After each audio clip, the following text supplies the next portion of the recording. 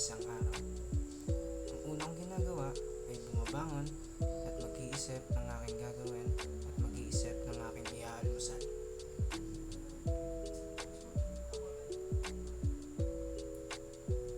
Ang naisip kong ang almusal ay maggawa ng kape at kumain ng tinapay upang magkaroon ng laman ng aking tiyan sa pang-umaga.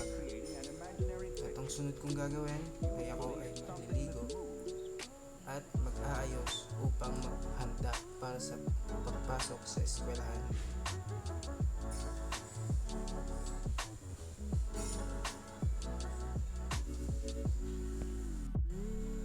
Pagtapos ko maghanda ay ako ay papasok na at ilang oras lamang ay ako ay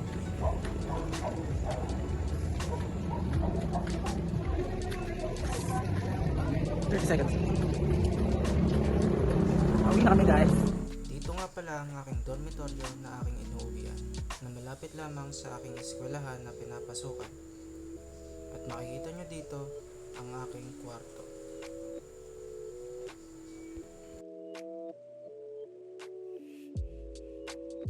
Pagka-uwi sa aking dormitoryo ay agad akong magbibihis at maghahanda ng aking panghapunan.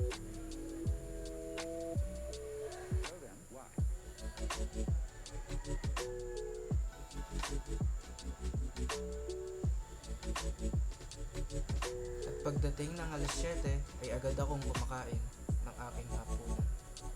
Pagtapos kumain ay ako'y nagpapahinga o nagsiselfone lamang.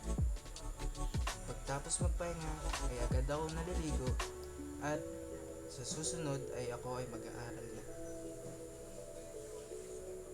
At pagtapos ko mag-aral ay agad akong matutulog upang mapahinga ang aking utak at ang aking katawan.